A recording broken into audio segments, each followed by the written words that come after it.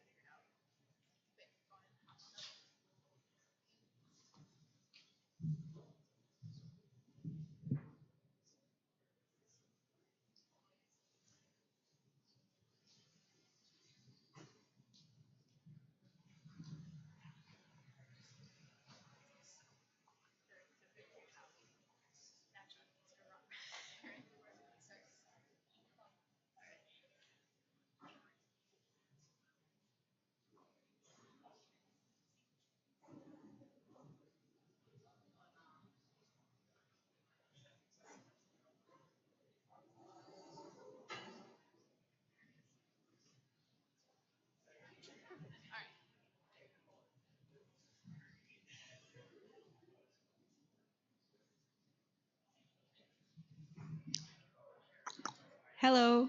Hi, everyone. My name is Roodra. Today I'll be talking about ancient rivers on Mars. And this is a very fascinating topic. This mic is a bit too high. Okay. This is a very fascinating topic to me. I'm very, very excited to share about it with all of you. So usually the first thing when I tell people that I study Mars, the first thing they would say is, whoa, awesome. Or they would go, why? So the reason why scientists study Mars is basically to understand the geology. So the main thing that geologists do when we study Mars is we analyze landforms, also known as natural features on a planet's surface. So images taken by orbiting spacecrafts, this is sent to Earth. And we compare these features from Mars and Earth and perform this analysis called comparative planetary analysis. So over time, scientists found out that there are a lot of features on Mars that seems to have some sort of water playing a role in forming these features. So now the question is, did water ever exist on Mars? And if it did, where is all the water now? So in terms of comparing Mars and Earth, what do I mean by this?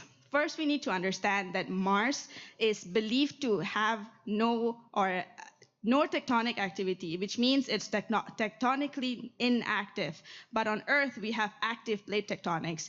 So that means whatever early record of life that we had on Earth is gone because of tectonism. So what this means is there are rocks that are very ancient on Mars that we can analyze to figure out more about our planet. So that's why we study Mars. So this is an example of comparing planform geometries. So I'm not sure if you can tell, but it's close to home. This is the Mississippi River, and I think I heard someone said that. It's basically carving through Louisiana, right? In this beautiful meander belts. And this is a picture of Mars. And this is an ancient river that shows a sort of similar sort of feature in terms of the meandering patterns. So this is where we start asking the questions: what formed this feature? Did the water that carved through Mississippi River, is that the same water that that amount of water that took place on Mars to carve this sort of meandering sort of fluvial feature? And one of the things that we have to understand as well, that Mars's climate is not the same. When we look at that feature just now, we know that there's something geologically active about the planet. But if we look at the surface conditions now, we know that it has a thin atmosphere. We're talking about 100 times thinner than Earth. And it also has a lot of wind, even though it has no atmosphere. And when we say that it's the atmosphere is thin, it's so thin to the point that it doesn't have a thermal blanket, which basically means that it's so hard for Mars to keep warm, which is why when you look at this chart over here, Earth has a 57 degree Fahrenheit of mean temperature. It's around 14 to 15 degrees Celsius to my non-American friends. And on Mars, it's minus 81 degree Fahrenheit. And you can imagine how cold it is. And for context, the lowest recorded temperature on Earth is in Antarctica, and it's about negative 128 degrees 0.6 Fahrenheit. So with all that said, there is a thick permafrost layer that goes kilometers deep, especially in the poles of Mars. This is where, if there is water, it exists as ice in these zones. So this is an example of a dust storm. So when a wind, they go up to a few meters per second. Sorry, I forgot the unit for a second. But during dust storms and dust devil, it can go up to 50 meters per second. So Curiosity is a rover that is taking these pictures. It's a really cute robot in the middle of Gale crater, overlooking the crater walls. And this is a photo that is spanning 2 weeks. So as you can see, as the pictures move, the haze intensifies. So evidence of dust storms. So before going forward in terms of river systems, we need to understand what exactly are geological timescales. So as humans, we divide time into calendar years, month, right? For geologists, we divide time based on a major geological event in that particular section, or for example, appearance or disappearance of very important life forms. So each planetary body has its own unique geological record. That's why I put Earth next to Mars, just to give sort of a comparison. Also, both of them were formed almost in the same period, around 4.6 to 4.5 billion years ago. So one of the things that I wanted to talk about is these three periods. The first is Noachian, second is Hesperian, third is Amazonian. So I'll be using these three terms a lot, so now you know what I'm referring to. So one of the things that scientists have agreed on, fluvial activity on Mars were mainly formed along this period, the late Noachian, early Hesperian. So most of the fluvial systems and investigations that has gone into this proves this date. However, there are more later events, but that's due to local. So now the question is, what makes you think that there was water in the past? So besides looking at evidence from images from orbiting spacecrafts, thanks to a lot of research that's gone into spectrometers, we can also look at mineralogy. So according to scientists, especially from the European Space Agency, they made this instrument called Omega, and they created this map. So these green dots, they represent individual sites where hydrated minerals exist due to presence of water. And a lot of these occurrences, they occupy a similar area. That's why you can see like a cluster of green dots in particular areas instead of like a widespread, which basically means fluvial activity possibly only happened in that areas. And this is another article in 2005. This blue sort of splotches, they represent hydrated minerals. And these hydrated minerals are formed when the water reacts with the rock and it creates clay. So that is how we know that there was presence of water. But now the question is, when exactly did water start flowing? And what are the evidence for that?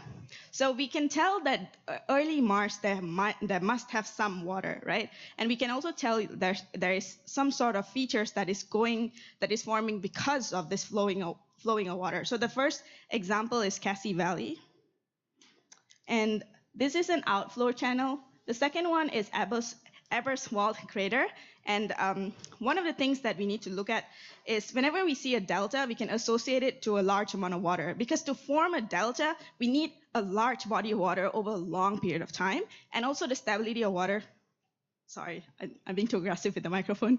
But also the stability of water needs to be there so that the sediment doesn't wash away. The third is Holden Northeast crater.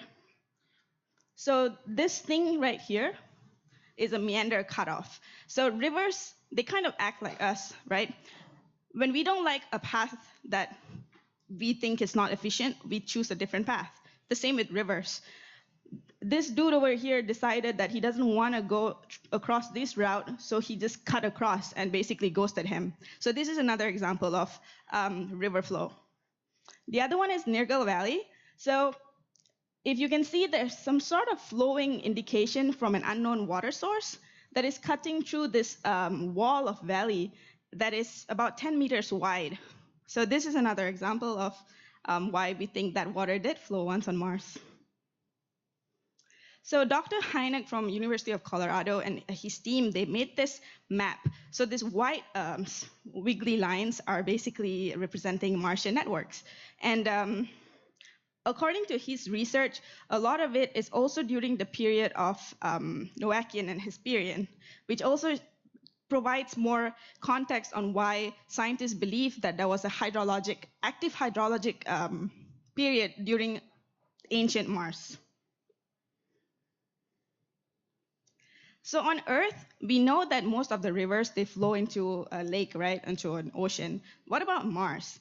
So this is a very highly debated and controversial topic because a lot of scientists an ocean, but a lot of scientists also disagrees. So Mars is divided into two. There's a dichotomy, the northern hemisphere and the southern hemisphere. And the hypothesized ocean is believed to be in the northern hemisphere. So this group of people, scientists, they basically modeled the paleo shorelines according to 3 separate teams, and then they made the next one, which is basically using best fit scenarios. So what they're saying is that this blue little dots that represent the Hesperian, Noachian and Hesperian networks, they all drain out to the ocean. But whether or not the ocean exists, I don't know. The research is still being done to disprove or prove the theory. But now the question comes, if the incision is going this way, what is causing that incision? Is the water coming from on top or from below the surface? So a lot of scientists believe that negative relief river channels like this,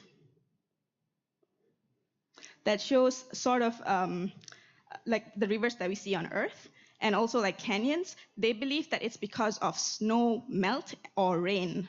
So there are other scientists that also think that groundwater sapping, also known as groundwater seepage, that basically implies that the temperature was warm enough that water rised up from the ground, remained in the crust, and then potentially went onto the surface to carve this negative relief river valleys.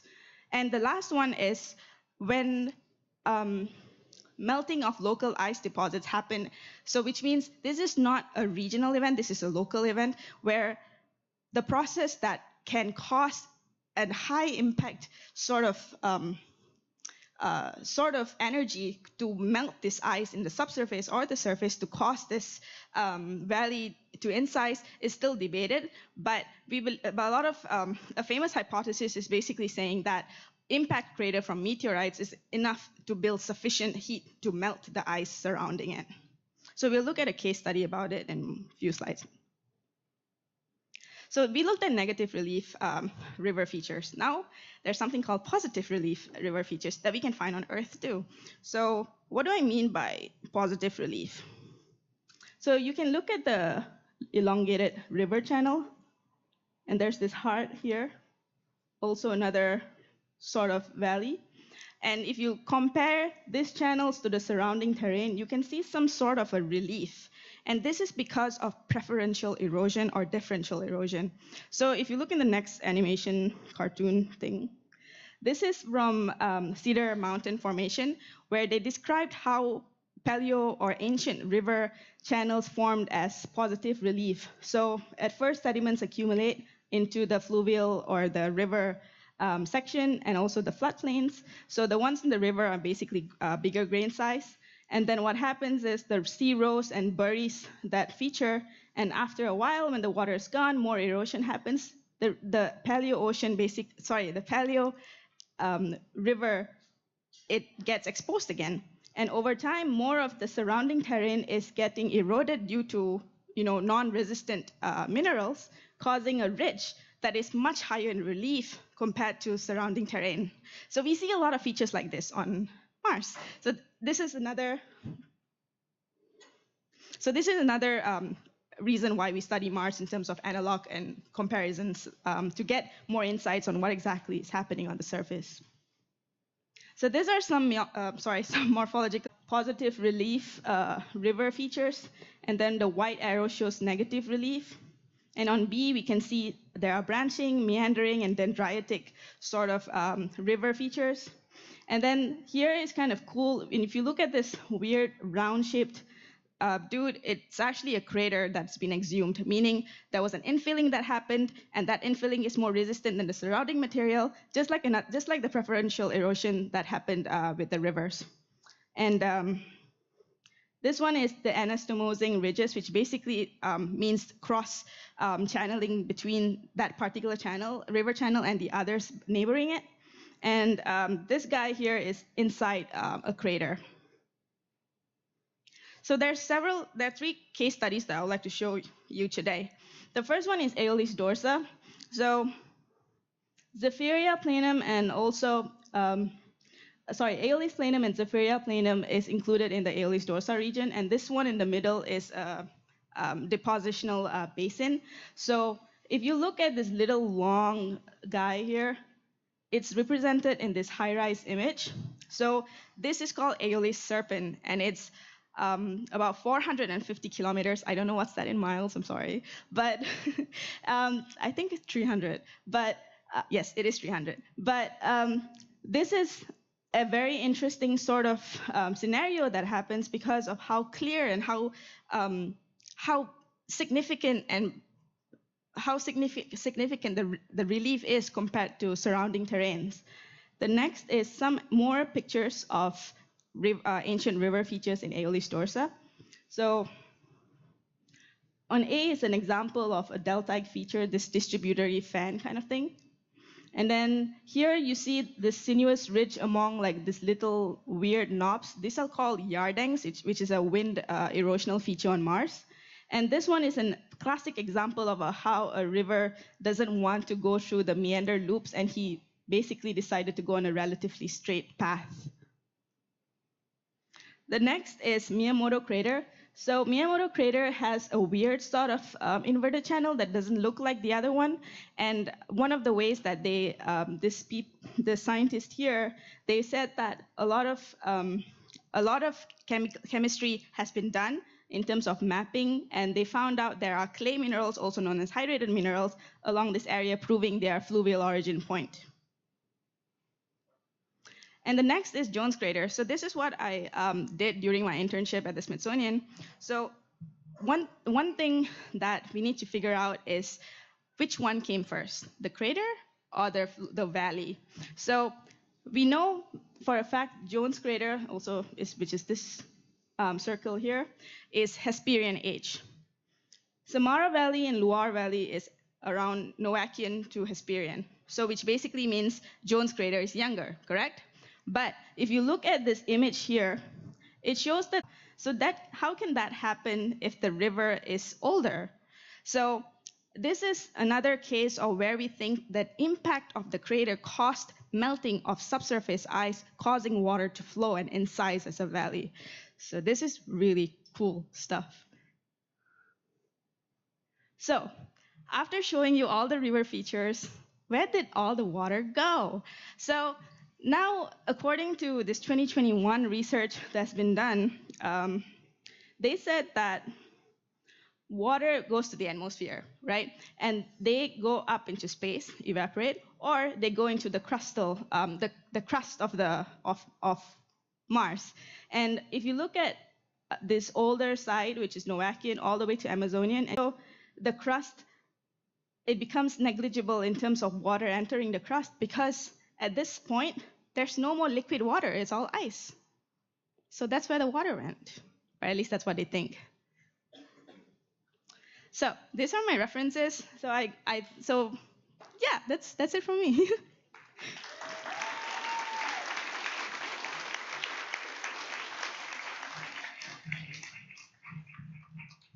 Join the stage with you. All right. Thank you so much. So now we're going to move into our question and answers. So I know we have a bunch of people upstairs and also in the audience, and we also have an online audience. We have a huge turnout tonight, so thank you once again for everybody for coming. Okay, so now is the chance to ask some questions. Question for our speaker. Let me check online. All right. Anybody? Yes. Brad.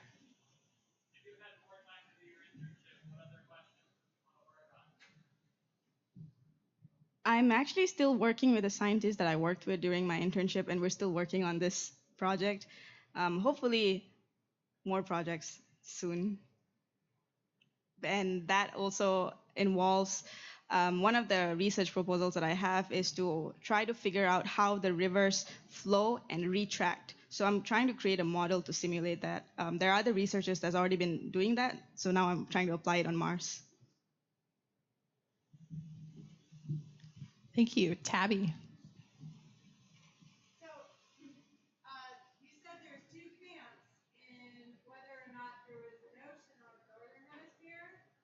Like, if there wasn't an ocean there, like, where would all the water flow to? Just flow and then go away? So right now, the water, even if there was an ocean, it's no longer there, because it's all the climate is so cold that it cannot hold liquid water. So even if there is an ocean, it's all probably underground or has evaporated to the surface.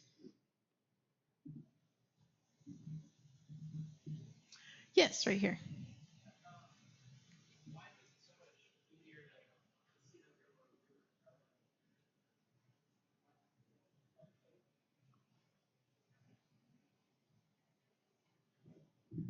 So the question was, why is it why is it more difficult to determine if there's an ocean if we can determine there were rivers, right? That's a good question. I personally think it's because of how good these rivers were preserved, because ocean is so big, and from the scale of the images that we see it, even if there is a difference, we possibly couldn't see it. But since rivers are so small scaled, we can see the exact definition of it, and also some sort of cementation made it to be preserved so nicely that we can look at it. So yeah, that's why it's easier to determine, just because we can see it. Favorite rock or mineral? That's a hard question. I don't know. I have to think about it. I'm sorry. I don't have an answer for you. Yes. Favorite element? Oh my god. Yo, this is pretty hard. My favorite element is probably hydrogen, because without hydrogen, there's no water. we will all die. All right, any more questions from our audience? Scanning. Okay. All right. Oh, Jude.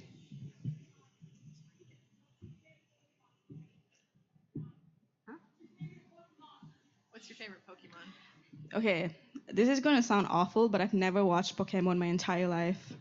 So the only one I know is Pikachu. That's fair. It's still a good one. Still a good one. All right. Let's give another round of applause for our speaker.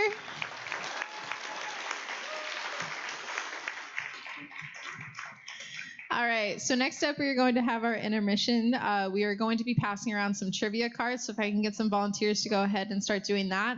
For those upstairs, we have very limited amount of pens, but we will do our best. If you would like to participate in trivia, we'll send someone upstairs. And for those down here, if you want to participate, we'll have the cards being spread out. And with that, we will be back in about 10-15 minutes.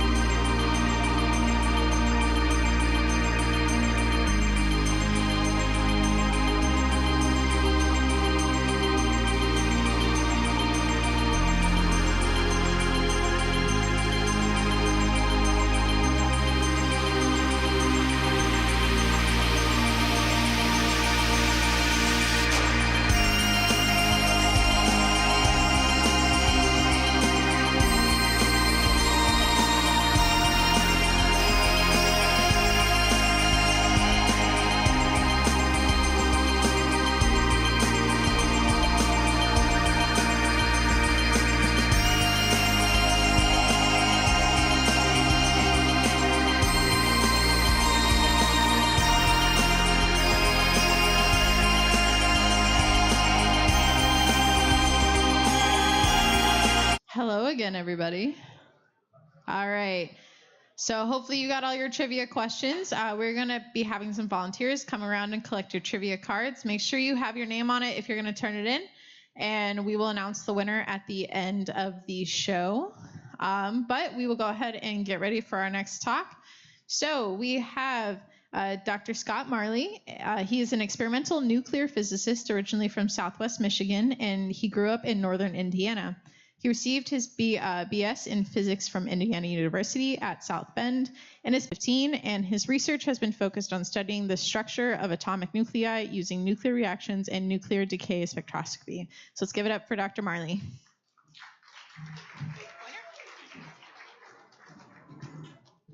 Hi, everyone. How's it going?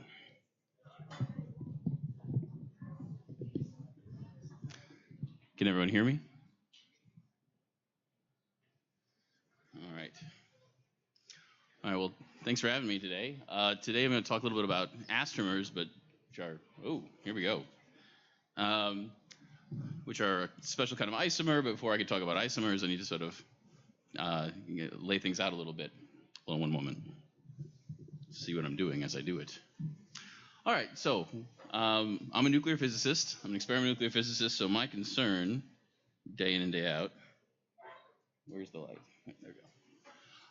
Is studying the structure and the properties of atomic nuclei. So we all have seen these wonderful cartoons of atoms where we have electrons whizzing around outside, and somewhere in the center we have some number of protons and neutrons, and the nucleus is positively charged and the electrons are negatively charged.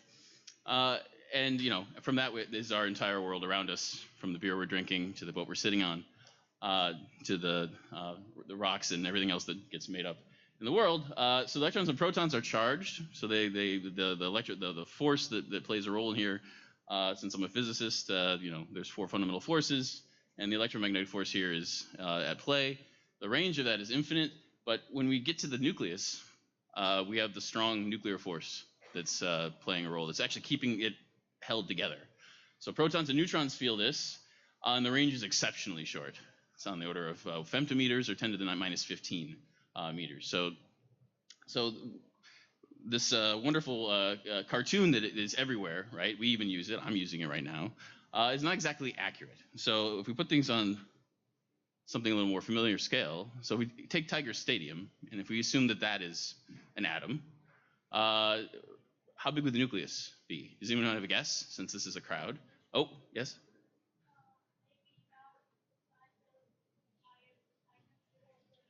The size of the eye of the tiger in the middle of the field, which spans the 50-yard line. So I'm going to say that's, I'm going to be generous and say that that's 5 yards in each direction. So it's a little bit smaller, but it's a good guess. It'd actually be about the size of a grain of rice. So if you had an atom the size of Tiger Stadium, you'd have your electrons sort of whizzing around the periphery and the cheap seats and the nosebleeds. Well, they can really be anywhere. Well, we won't get into that. But the nucleus itself doesn't exist outside of this very small region in the center. So there's a lot of what people call empty space inside there. But quantum mechanics is dominant at this scale, and it doesn't quite work in this sort of cartoonish way. But the idea is that we're really studying something very small that's got a very strong force that only acts over a very short distance. So nuclear physics is actually really hard. We have to use different tools to explore that. So everything I'm talking about today is inside that sort of metaphorical grain of rice. So here are the elements that we know and love. So the periodic table. We define different elements by their atomic number, or the number of protons in their nucleus, but they've gone up to z = 118, which takes a lot of effort. It's an entirely different talk for another time. But the periodic table, while useful for chemistry, is not how nuclear physicists view the world. But we do use a couple of different common tools or descriptors. So we have the atomic mass. So I'm not going to put many equations in this. This is it. So atomic mass is A, and that is equal to the number of protons plus the number of neutrons, and that is it. But those two things actually define the nucleus entirely. And it's up to our job to figure out all these other properties that are harder to define. So you can uniquely identify an isotope, an individual isotope of an element, So an element can have multiple isotopes. By using this, you use your this elemental symbol here, and then you put the total number of protons and neutrons, the atomic mass, instead of the upper left-hand corner. Right? Some people like to put the Z down here just to be complete. If you can't memorize over the entire periodic table and figure out, there's, how many protons are in each element. But this is how we do it, and I'm defining this because I'm going to use it later. All right. So what are the different properties that isotopes can have? All right. So they have different energy. There's different amount of energy holding them together. Additionally, there's excited states, which we'll get into, which we have to talk about isomers. There's also some quantum mechanical properties, which I'm not going to get into too much detail either, but they uniquely define that nucleus. Additionally, we have something called a half-life. So most of the isotopes that are in existence are unstable. They emit some sort of radiation. They decay to something more stable. They roll downhill, for lack of a better analogy. And so we use this term half-life, which is the time it takes for half of that substance to disappear, to decay to something more stable. It's very useful. We also use lifetime, which is essentially the same quantity, just manipulated a little bit. There's also nuclear shapes. They can have shapes. So this little thing that has protons and neutrons in it that's got this short range force that's really short. It's on the order of the length of protons and neutrons. So you can get some wacky looking shapes. You can get things that are spherical, which is not as common as you might think. You can things that are prolate, football shaped, or in this case a watermelon. We thought using fruit would be a better analogy here. You can get things that are oblate, that are like a tomato, or you can go completely pear shaped in something that's deformed, higher order deformed. So, and one thing that is unique to atomic nuclei is that a lot of these shapes can exist in the same nucleus, just with different amount of energy put into it. So that's one of these unique things in quantum systems. You will not find this in other quantum mechanical systems, mostly because the force that's driving this whole thing, this short-range force, the strong nuclear force. Okay, so this is my periodic table. So this is the chart of the isotopes as of this morning. It changes. So the way we plot this is that on the y-axis we have the number of protons. This is our Z, and on the x-axis we have neutron number, or N. And from that we can plot out all of the isotopes that are known. So the ones that are in the center here, I shouldn't say center, but the ones that stand out here that are in black are stable. You can dig them out of the ground. They were formed through a variety of different processes, almost entirely stellar, in the cosmos, and ended up here on Earth. Yay! But we can dig them up out of the ground, and study their properties on the bench. And that's all of chemistry. Now there's radiochemistry, where people study these things that are radioactive. And in many cases, they don't live long enough to actually examine. So we can really just produce them in accelerators or different types of experiments and study their properties that way. But to do chemistry on some of these things is exceptionally difficult. So if you remember that one equation, A equals Z plus N, so as you go up to the upper right-hand corner here, the total mass, the atomic mass of the isotope goes up. So I put a couple of common ones in here. So oxygen 16 sits down here. That's the most abundant isotope of oxygen. And it has two neighbors that have 1 and 2 extra neutrons, respectively, oxygen 17 and oxygen 18. But most of it's in oxygen 16. It's the most stable. Additionally, we have iron 56, which is great for people who like buildings, steel.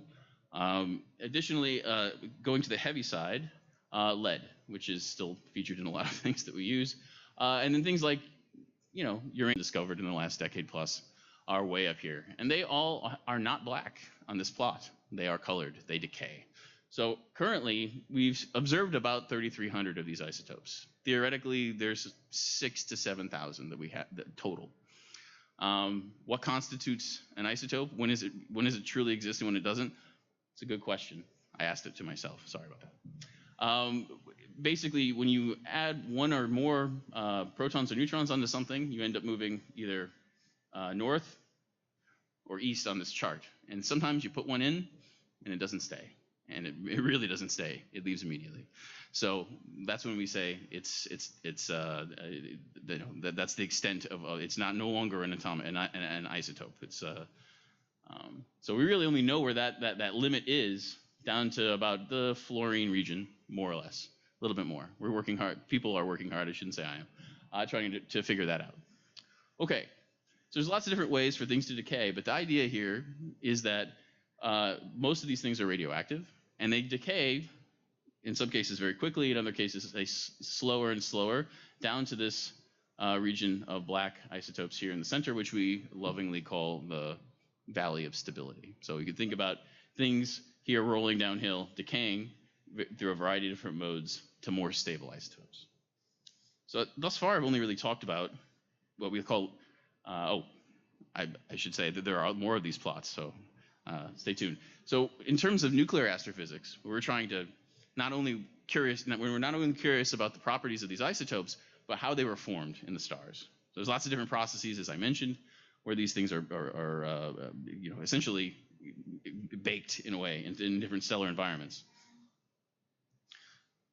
So starting from the Big Bang, which really made things up through hydrogen, helium, and lithium, you take stars to really push things up to heavier, quote unquote, heavier elements, and to really get to the things that passed iron, all the way up to uranium and lead and all these things that we know are out there and we know they're on Earth and that we use them all the time. How are they made? There's a couple of processes primarily that do this. There's they're called the S process and the R process. So most of my research is focused on this R process, which goes out here to this region of no man's land, unknown territory, where some crazy, dense, hot environment in somewhere in the cosmos, where you get a lot of energy and a lot of neutrons, and you can essentially go from somewhere down here to somewhere up here in a second.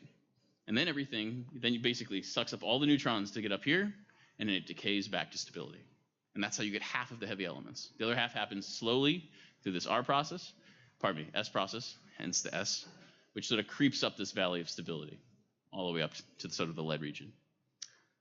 And the R process, it's less where it happens and how it happens is a big mystery, and a lot of it is tied up in the properties of the isotopes in this region. So in addition, just to make things harder, this is a three-dimensional problem when it comes to that chart. So not only do these things have properties inherent to just having Z protons and N neutrons, they also have excited states, just like atoms have excited states and can emit X-rays when those electrons move between orbitals. Protons and neutrons have excited states, a lot of them. And depending on the nucleus, basically you can get to the point where you can't measure them. There's so many of them, but we try to a reasonable level. So the idea here is that we call the lowest state or the lowest configuration a ground state. Think of it like the ground level of a building. And the excited states are configurations that are allowed that basically have discrete energies. So they're the same number of protons and neutrons. They just have different quantum properties. But in order to have those properties, they actually have to have more energy. So they have more energy inside of the nucleus than the ground state. It's usually what we compare it to in a relative sense. So the average time that these live, they're excited, but they are unstable in the fact that there's some place for that. There's a place that they could go to have less energy. So they favor to decay to that energy, just like electrons in an atom. So in this case, what happens is you get a gamma ray. So it's the same. It's a photon. It's still light. It just has a lot more energy because of the difference in energy between these states. And the average lifetime or half-life of these things is something like a trillionth of a second. So for those cases, if you go up enough energy, you could probably shed off a particle or two, and then things get really kind of crazy up there, and I'm not going to talk about it. Things get very dense, lots of states, and it's very difficult to explore up there. But we still do it. But the idea is that there's a lot of these different states, but some of them have very unique properties, and these are isomers. So these are exceptionally long-lived states. And at some point, somebody decided to say, well, what's the cutoff? When is it interesting? Well, let's say a factor of 1,000, all right? So isomers are long-lived nuclear states that live at least 1,000 times longer than your average nuclear state. So nanoseconds, still a very short period of time, but that ranges from nanoseconds to millions, tens of millions of years in some cases. So that represents a relatively stable configuration inside of your nucleus. That you know it's the same number of protons and neutrons. However, if it finds itself in this state, it's going to live for a really long time. It's not going to decay to the ground state or any of the neighboring states in any reasonable amount of time. Some of them even live long enough to decay just like the ground state. So it's almost like another nucleus sitting inside the nucleus, if it could find itself in that configuration. And they're very difficult to predict, and as a result, they need to be discovered. It's purely coming from experimental measurements. So there's lots of different ways to make an isomer. What it comes down to is a large change between that state and all of its neighbors. And that includes things that it can undergo radioactive decay into inside the same nucleus or even in a neighboring isotope. So there's a couple of different differences. These are sort of quantum properties, but basically having to do with the nuclear shape. You could think of this as a mountain range, and as you go up in energy here, you actually get sort of like a trap, if you will, or a local minimum, where you could think that you could fall into this potential here. You could think of this as like a lake somewhere up on the side of a mountain. Same idea. So if you can find yourself down here, up here, you're relatively locally stable for a significant period of time. And the premise is the same, just from different nuclear properties. So a nuclear spin and spin projection that happens where you have deformed nuclei, things that look more like footballs and tomatoes. Okay, so how does that have to do with astrophysics? Well, this is a good question. Again, I asked myself. Here's a map of nuclear isomers. So again, this is all from experimental data. So it's the same sort of chart of the isotopes, and I'd say maybe a slightly less pleasing color scheme, but still, of things that live, on the orders of hundreds of nanoseconds in the red, all the way to things that are longer than 10 minutes. Now, none of these indicate how high in energy these isomers are. It's more to show where are the isomers high. And the quality of the data, we've been doing this for 70, 80 years. So the quality of the data spans the gamut. So we don't have information on every single nucleus. But for those, isomers seem very abundant. They're everywhere. You just have to be vigilant when we're looking for these things. I highlight one of the famous ones. This is an isotope of tantalum. So we denote these isomers by throwing an M after them for metastable. But its half-life is longer. It's essentially the age of the universe, longer than. It's never been observed to decay. And it should at some point. But people watching diligently for a long time of very large samples of this material haven't been able to see anything decay. So it's actually, this isomer is actually part of the abundance of tantalum in the universe because it lives so long. So now onto astromers. So every astromer is an isomer. Not every isomer is an astromer. So this would be an isomer that gets formed in a star somewhere or a stellar environment. And it actually plays a role in how different how these nucleosynthetic paths that I showed earlier on the earlier chart flow back to stability. Since it's almost like a second nucleus or a second isotope inside of an isotope that can have vastly different properties than its ground state.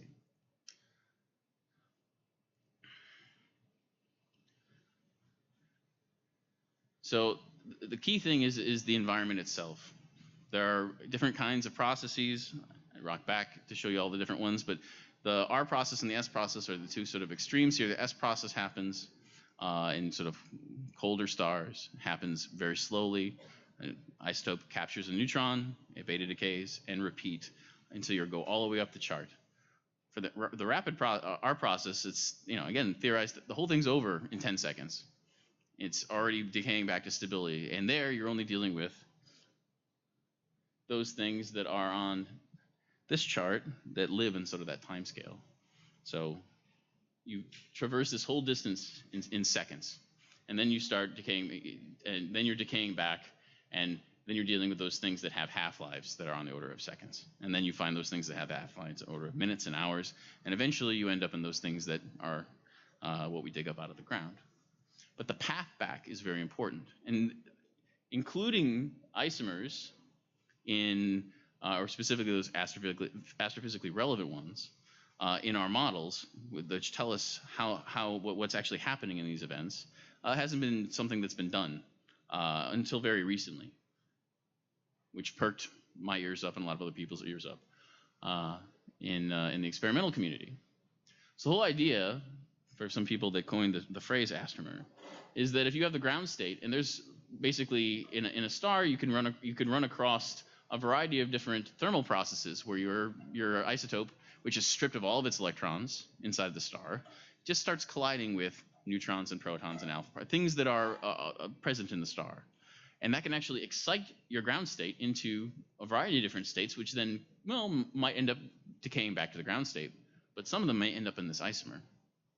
And if that isomer has a long enough half-life, it may be there for a very long time, long enough such that it's a new member to a new isotope that needs to be considered.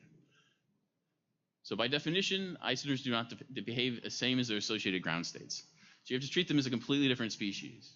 And this is only recently being done. So it has to be basically, you can't use one model that is used to represent all of these nuclei with one model. You have to add isomers. Since we can't predict them with theory very well, if at all, we have to add them manually. And that's where this interplay between experiment and theory comes in. So to pick a couple of famous isomers that are astrophysically important, this one was known long ago before the term astromer was coined. Aluminum-26 is very important in trying to get out of sort of light mass, moving up to heavy mass. So it happens that in 6, which is not that long-lived as far as a star is concerned, on the order of 1 million years, a little short then, but it can decay through magnesium-26, and it gives us a really high-energy gamma ray, which we can put a satellite in orbit with a gamma ray detector and scan the galaxy and actually see this happening live, so to speak. So this is being formed in the universe, in our galaxy, but one downside, it's just off screen here, is there's an isomer here that lives for 6 seconds, 6.3 seconds. So if aluminum-26 is produced in this isomer, it's going to get destroyed. And we're not going to make magnesium-26 and not move up the chain. Just I keep saying network or a series of reactions, but this is moving through the chart. This is like a zoomed-in version of the chart of the nuclides around aluminum-26. And you could form aluminum-26 or its ground state in a variety of different reactions, but these reactions here destroy aluminum-26. They go through the isomer and decay. The R process and the S process, and the real takeaway from the R process is that half of our elements here, and this is a mass number A, so the product of the sum of Z and N. This is this is essentially everything around from tin all the way up to lead and platinum, and we see this signature in stars all over the place. How does it come about? So we have to do these simulations, and then these peaks are these features that are the most important observable that we see when observational astronomers look out. So what our process modelers are trying to figure out is how to make these.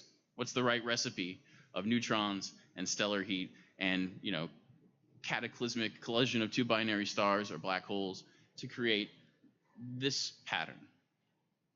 So 3 things to take away here are the red peak here, this little orange peak with the rare earth peak, and the green peak. So some colleagues from Los Alamos National Laboratory recently did a lot of work on this. So these are all very long-lived isomers that were not part of any previous study, basically. They weren't, well, a few, but handpicked. So these were baked in to try to see how much they factor in to how long they hang around and how long do they matter to these astrophysical environments for the R process.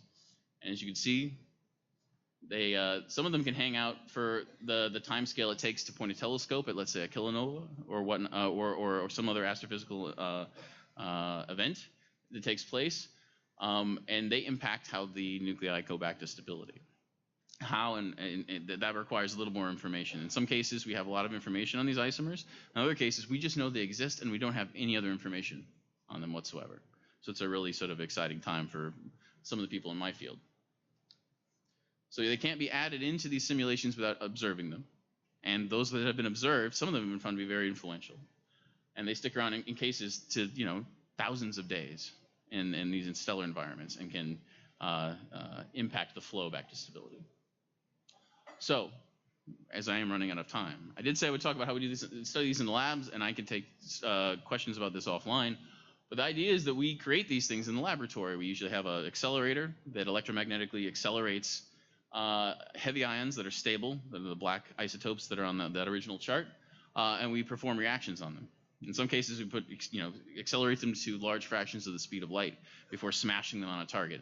And then you do some black magic to filter out all the stuff you don't want and get the thing you do want, and put it on your experiment, and then and either perform a reaction with it, turn one thing into something else, or surround it, or implant it in something, and then surround it with some detectors to look at the gamma rays or the particles that come off of it.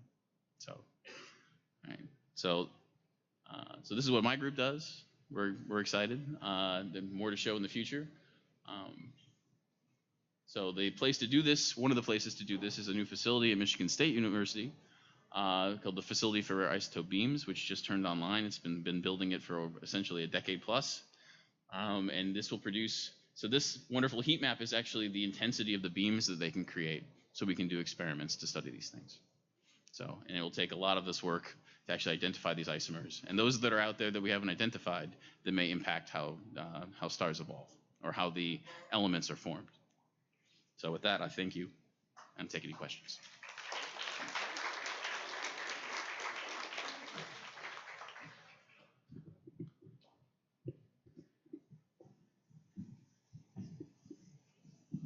All right, thank you so much. Do we have any questions from our audience? Yeah, Rachel. What's your favorite isomer? Oh, I heard her. Okay. It's my student. At the moment, there's one in antimony 128 that I'm very interested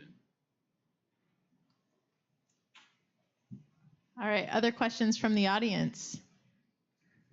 Cassidy?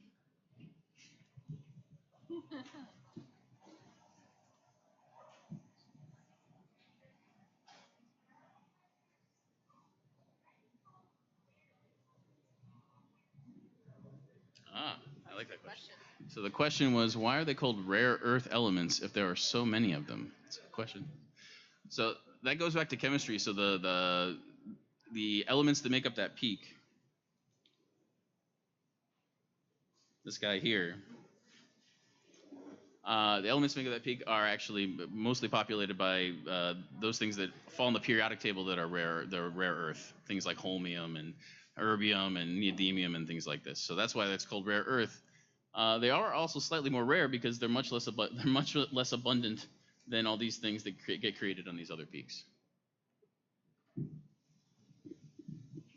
Any other questions? Okay, let me check our online. Yeah, in the back right there.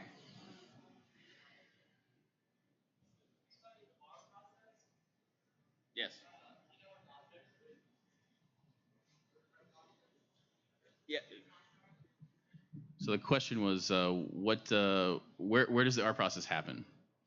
We have some ideas. So one would be binary neutron stars colliding, and some would be like neutron star black hole mergers. So the recipe that you need is you need neutron. You need things that are already sort of neutron rich. You need things in sort of iron, nickel, cobalt already. So you need like sort of processed heavy stellar matter or material, and then you need lots of neutrons. So that hence the neutron stars.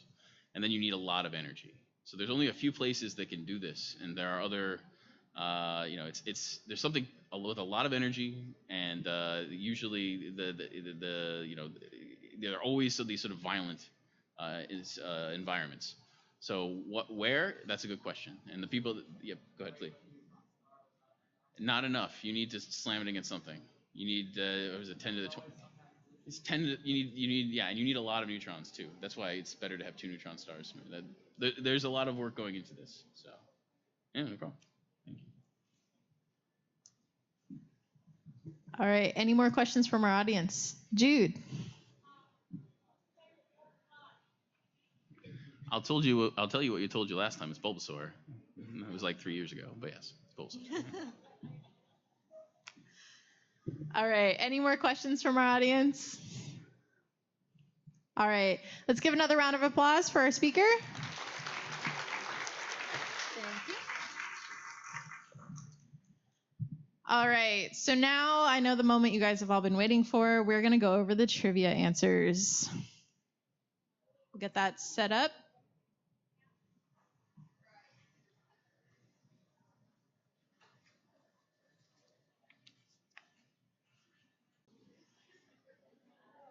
All right, so our first question here was approximately how old is the sun right now? Our answer is 5 billion years old.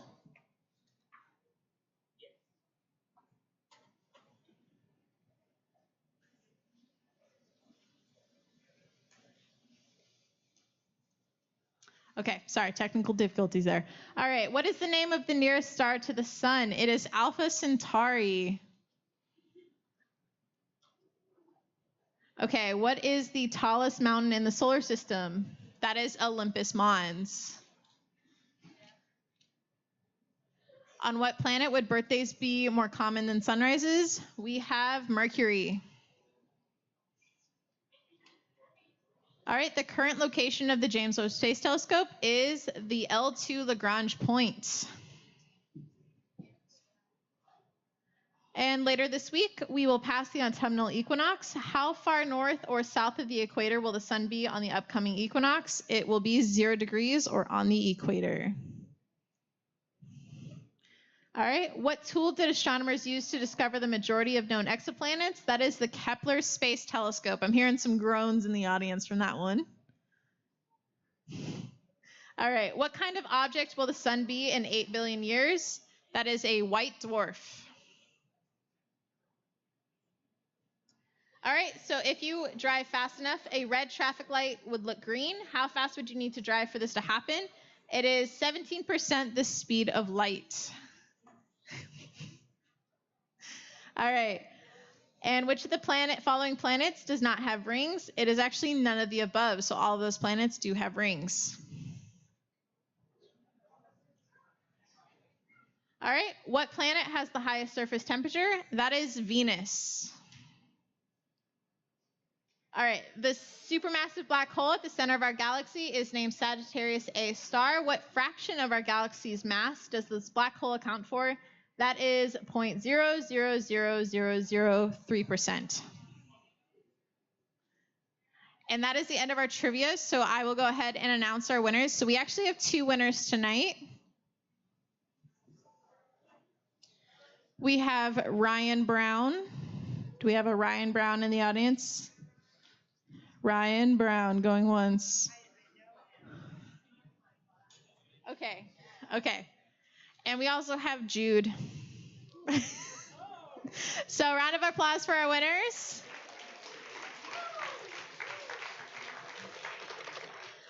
All right, and last step is going to be our raffle. So I'm going to go ahead and shake this up. So go ahead and get those raffle tickets out now. All right, let's see. This one's feeling pretty good. All right, we have 3, 0, 4, 8, 0, 5. Anybody? 805 is our last 3 digits. Going once. Going twice. Looks like I'm going to draw again. You guys still have another chance. All right. In the back. All right. So congratulations. Go ahead and see our merch table for that. All right, everybody. Thank you so much for coming out for September. Please make sure you close up any tabs. Make sure you clean up. And thank you so much for coming out. Have a great night.